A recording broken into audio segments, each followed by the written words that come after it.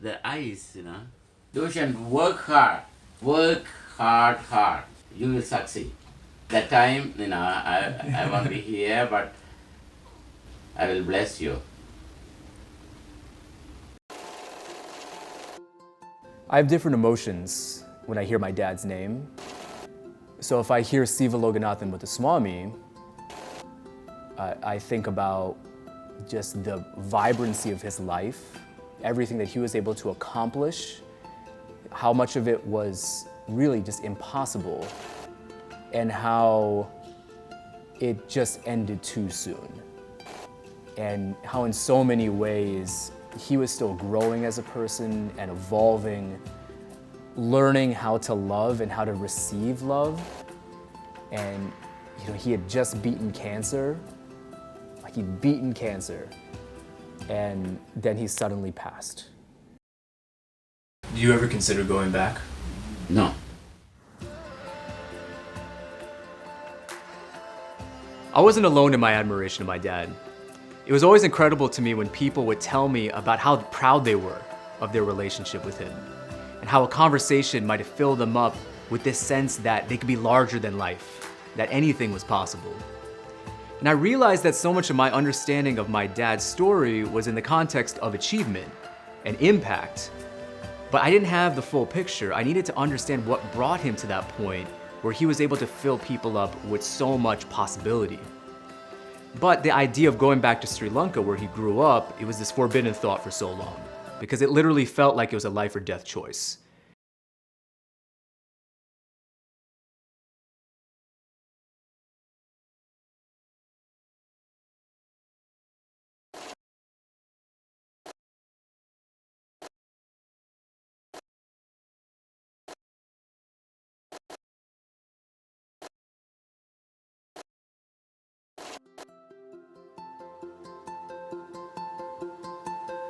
If we were to go back to his homeland, we're potentially running the risk of losing the electric grid, being questioned by military or something else, trying to do that on a trip with my son who's 4 years old. But when my mom decided that she was going to go back, we realized it was now or never. This was our chance. This was our opportunity to go to the launching pad that sent my dad on a moonshot mission.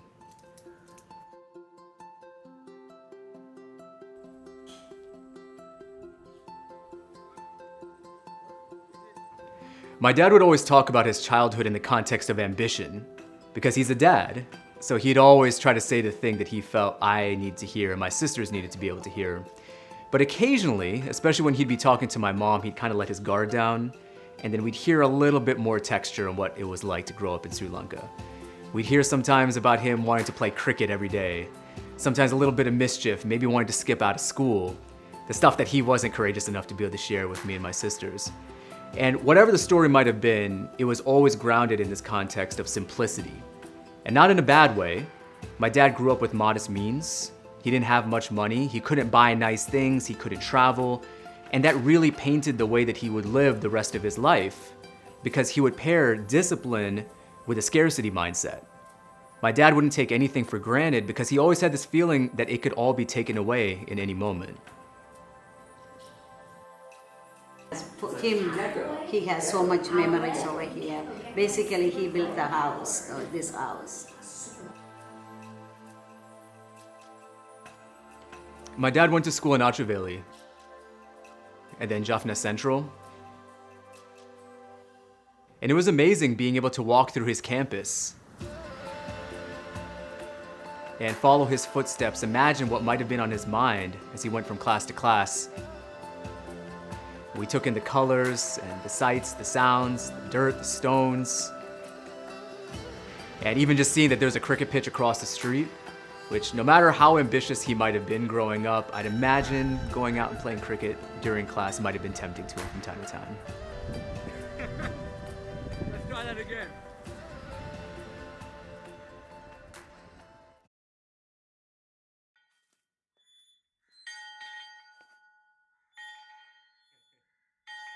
Everything about my dad was contrarian, and that's something he was proud of. And he grew up with some conservative values. For instance, I think he had a pretty antiquated view about the role of men and the role of women. But I'd say that all changed when he married my mom. because she's someone who is fiercely independent and progressive and almost revolutionary in that way. And she shows up in the world with so much joy and empathy and this sense of service.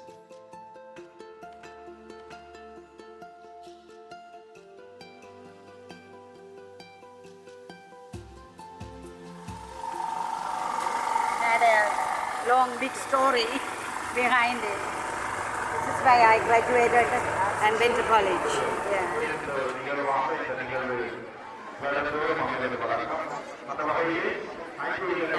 The green one is called Tilahavadi House. Yeah, I was the captain of that house. Yeah.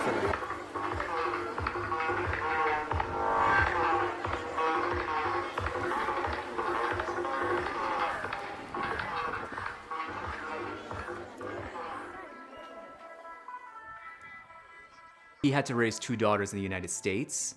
So as much as he wanted to be hardened around the house, well, we saw that as an invitation to be able to chip away at that veneer and try and soften him up. And we'd play jokes, we'd play pranks on him. And he kind of reluctantly participated.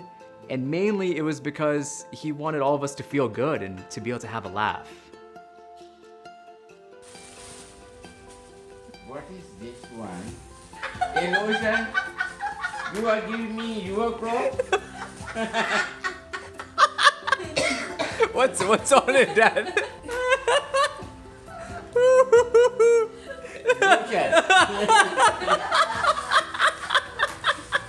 I can still really hear his laugh. He had this really big, uncontained laugh that was almost movie-like, and he'd either have that or it'd be kind of small and giggly, which was very opposite of his personality, but no matter what it was, it just always had everyone else laughing with him. As revolutionary as my dad became, there were parts of his roots from coming up in Sri Lanka that he wasn't able to let go. South Asian culture, music and movies is just a huge part of how we come up. And when I was growing up, I remember the sounds of tablas and sitars day in and day out. And the movies, when so many people think about South Asian film, you think about these vibrant sets and the colors and the dancing. But also, the movies are pretty violent. They're brutal. You've got sometimes one guy taking on like this massive army, and it's pretty preposterous, actually, when you think about it. My mom would oftentimes come in the room, she'd see her young son like on the floor, kind of half laughing, watching this movie, and her husband sitting on the couch, and she just couldn't stand it. Like, she'd leave the room immediately. And my dad, he knew the movies were ridiculous, but he'd still defend them in many ways because it was just a part of his upbringing, his culture that he couldn't let go. My dad grew up in a country where tragedy and controversy, it's almost like a way of life. And it's breeded a certain sense of complacency for a lot of people, this feeling that, hey, that's just Sri Lanka and that's how it is. My dad, however, he loved to study history, public affairs. And he found inspiration from the space missions in the US. He studied the greats, anyone from Napoleon to Newton, and it gave him this profound sense of possibility. But that was something that was always tampered down, something that was always suppressed because he had family members and community members who thought he wouldn't amount to anything, who thought he wasn't good enough, who felt like he should just be stuck on a certain path. And that led him to feel very isolated, like there really wasn't anybody who was cheering him on. And he started to counter this force of this one defined path where people thought he wasn't going to make it, with this feeling that he had to prove something. And the only way that could happen would be by leaving Sri Lanka, period. I was a pharmacist in Sri Lanka, Mom. I specialized in Japan. My dad really wanted to be a part of the American dream, but he didn't have the financial means to be able to get all the way to the US, so he went to Japan. And he would speak in such beautiful ways about his experience when he was there, because he loved the people and the food and the culture, and especially the values of work ethic and determination would be characteristics that he would try to carry with himself for the rest of his life. Oh, the Japanese friends, they collected money, and also I got some money from Ramanathan, my brother-in-law, and the rest of that money is Japanese paid. See, Lucian, because your tata did that 41 years ago, you're here now. You're one of the results of all of that whole journey. Those kind people in Japan who flew him out here, if they didn't do that, then who knows where we'd be right now. When I think about the sacrifices he made and the challenges, whether that was back in Sri Lanka or here, it really was just such a beautiful legacy, and it's something that makes me think about my legacy a lot and what I want to leave on this earth and accomplish. And it really was something that he was good at in general with everyone. He wanted to push people to be better and to be the best version of themselves. You know, 1977, like exactly 41 years ago, Grandpa came to the United States. My dad finally made it to America. And like so many immigrants with a survival instinct, he could have been okay with just cashing checks and just surviving day in, day out. Maybe that would have been all right. But that wasn't sufficient for my dad. And even though every day he was struggling, he was trying to find ways to be able to get food on the table. He didn't know where he was gonna sleep one week or the next. He definitely wasn't able to get the types of clothes that he wanted to be able to have. But that experience, it was almost like it was a rite of passage for him. Because for him, what was far worse was this idea of going back to Sri Lanka and going back empty-handed. That gave him fuel. It gave him energy, and he realized that in order to be able to rise up, he could not follow a typical path for a South Asian immigrant or otherwise. He was gonna find a way to be able to rise up through a life in civil service. I arrived in LA, from LA to Chicago, from Chicago to Minnesota. January 3rd, 1978, first job I started in Minneapolis. I was cleaning the bathrooms. I stayed at the YMCA. I paid that time $10 is a day. Half of my salary is gone for the YMCA. I didn't have a proper clothes, I didn't have money. 1 meal a day. I survived. I worked dishwasher, bellboy, all kind of work. I honestly have never seen anyone as in love with their job as my dad was. He was obsessed. You could really just see how much joy it brought to him. And you could see that day in and day out. And I've really never seen anyone reach that level of just passion when it came to their career. And it was really just beautiful to see. My dad's career in the US, it almost happened as a matter of luck. Because he was bouncing around from job to job, just trying to find a stable situation, and then one day, he sees this flyer on a wall for a short-term, non-guaranteed job with the US government. And it was gonna be in Alaska. So he was already in Minnesota, in this cold, frigid climate, somewhere that's the polar opposite of the tropical climate in Sri Lanka. Now he had to go somewhere even colder. And it was non-guaranteed, but my dad decided to take a shot on himself. So he packed up his stuff, went to Alaska, and my mom and I went with him. And he was noticed immediately, but it wasn't always for the best reasons, because at that time, there weren't many archetypes, not many models of successful South Asian people in the government or otherwise. So my dad dealt with a lot of prejudice because of the way he looked and the way he sounded. There would be spaces where there was decision-making happening or important conversations that he'd be shut out of. But he countered that with his work ethic, with his resolve and his determination, those things that he'd held on to be so true as a young man and now leading to this point. And fortunately, enough people noticed that because it led to him being able to land a full-time job with the US government in New York. So then we flew across the country to New York, and he performed well there, and then he landed another job in Atlanta, and he did well there. And then he landed another job in Portland, Oregon. And he was performing really well, and my dad, he was hustling, he was grinding, he was jumping into like every opportunity that he could find. But I remember just thinking, you know, there's so many days where we're waiting at home for him to get back from work or some day trip, and just wondering, is all of this worth it?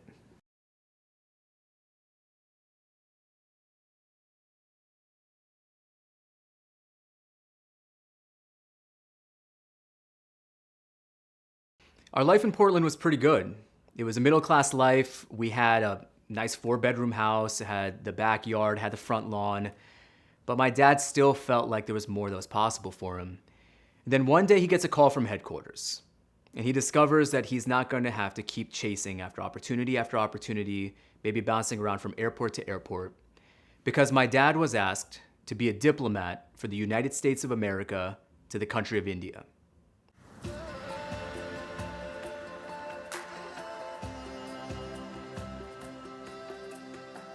My dad was going to represent the most powerful nation in the world, in a subcontinent of 1.2 billion people, the subcontinent where he grew up.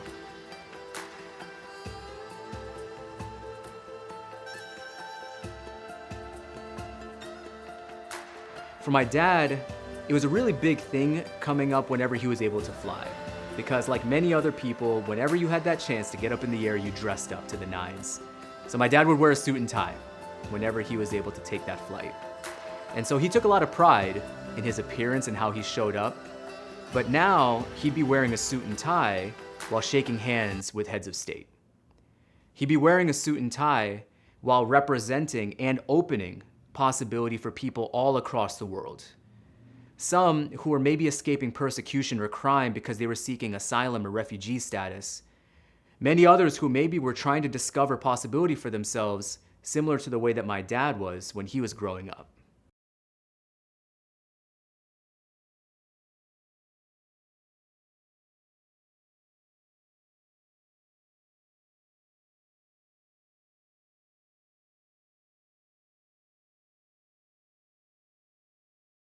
My dad studied these larger-than-life individuals. Alexander the Great, Napoleon, Abraham Lincoln, FDR.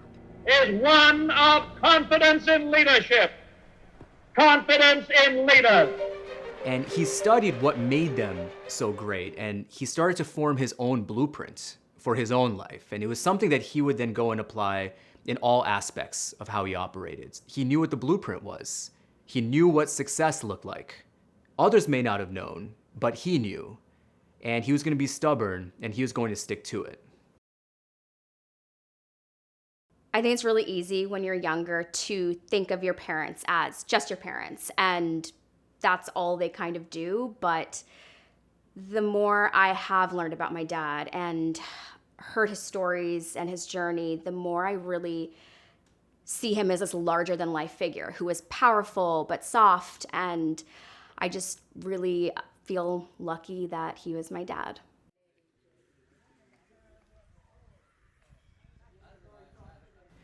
My family would oftentimes argue about the notion of service. My dad, because of his conservative values and because of that pride that he got from his sense of work ethic and self-determination, he would rail against the idea of charity. And we would talk about systemic inequity, we talk about oppression and all the different stats. I've dedicated my career to social justice work, same for my wife. My sister's been deeply involved in this space, my mom is a teacher. But even with that, my dad would take all of us on, and he'd stay stubborn, and he would just simply say, you just have to work hard, and that's it, period. You need to have ambition. And if you don't do that, you're going to fail, and you're going to be suffering. Now, the ironic thing was that my dad was probably the most socially conscious out of all of us, because he never forgot where he came from.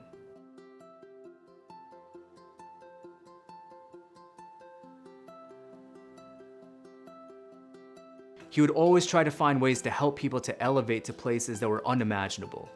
He would mentor and sponsor young men and women of color at his work, and he'd really get in there with them, help them to be able to have the best application possible, or to be really well prepared for an interview. When he was working in Florida, he'd reach out to the Latino community, and he would help them with accessing English supports and wraparound services and ways to be able to navigate the new economics and the new life within the United States. And even as all of that was happening, he was secretly pouring back into Acheville, where he grew up. He didn't tell any of us about this, but he was actually sending money back home so that he could be able to restore libraries, community centers. He put money in so that he could be able to renovate and renew a temple that he went to when he was growing up, a place that was severely damaged during some of the shelling and the looting that happened during the civil war in Sri Lanka. So, doing all of that, my dad, he didn't want awards. He didn't want prestige. He didn't need his name to be plastered everywhere. He just followed his moral compass.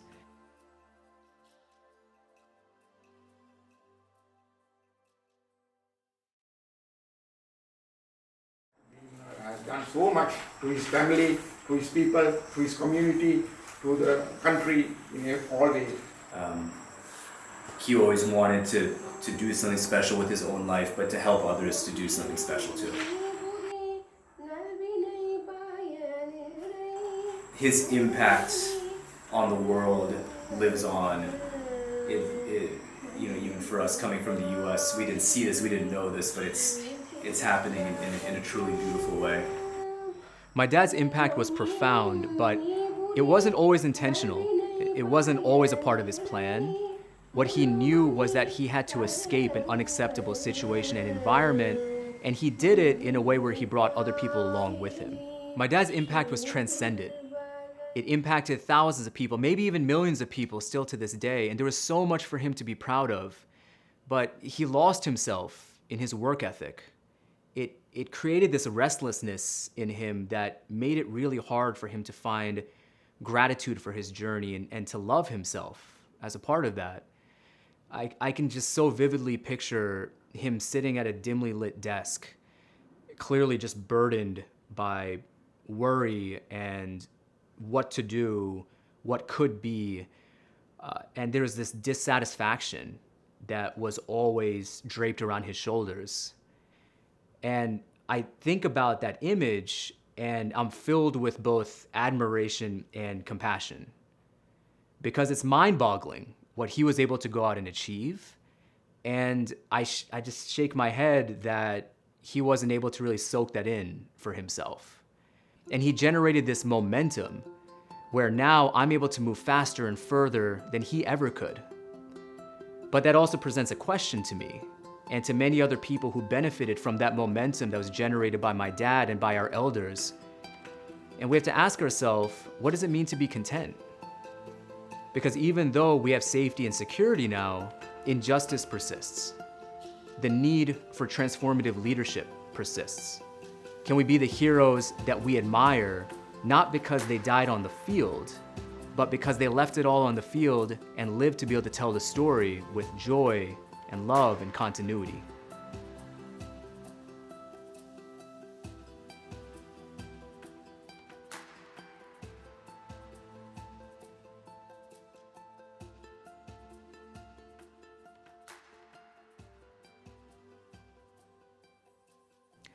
My dad lived so much of his life with a chip on his shoulder, but that weight was truly exacerbated in those final months of his life when he was dealing with health ailments all across the board. He was dealing with lymphoma, he had heart disease, the continued effects of a liver transplant surgery, he had diabetes. And considering all of those things that he was carrying, it made him feel like he was living on borrowed time. And my dad felt like any day could be the last. And that would always be really tough for me and my family to hear, but my dad knew that was the truth. And it opened him up in some different ways.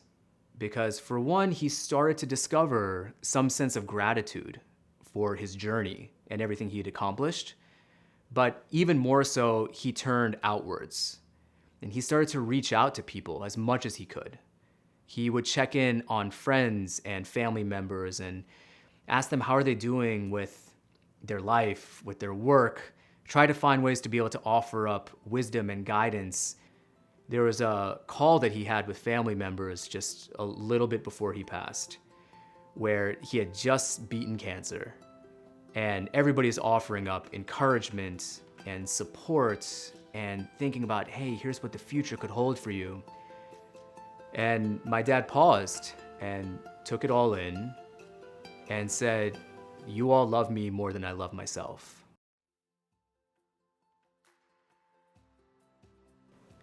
If you study any of the greats, you'll find that they were continuously motivated. They were always able to discover that thing that would give them energy and conviction to take the next step. For my dad, it was that feeling that he always had something to prove. To the broader community, to his family, and to himself. He had to prove that he could not only get to the US, but that he could be immensely successful. As a family man and as a professional, someone who could be able to positively affect people all across the world. But even with that aspiration, there were people who would want to knock him down and people who didn't believe in him. So he found inspiration from teachers who said he wouldn't amount to anything, family members who didn't have his back, maybe a coworker who was obstructing his progress and ability to be able to grow, something he might have heard in the news. But even with all those sources of inspiration and motivation, there were also a lot of things that would knock him down.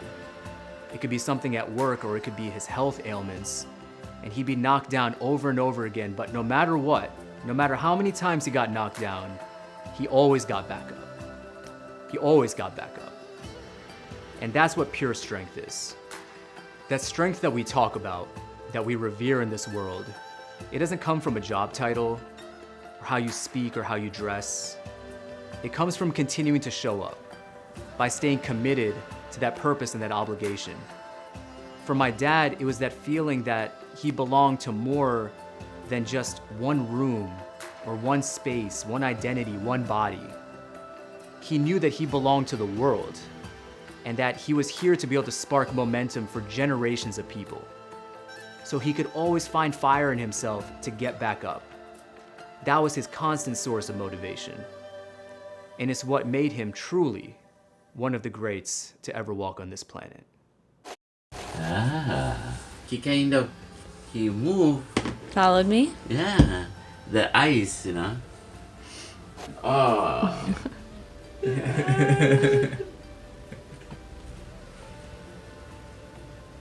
Do you have advice for Lucian on your 41st anniversary? Lucian, work hard. Work hard. You will succeed. Run for the US Senate and win the election. Yeah. That time, I won't be here, but I will bless you.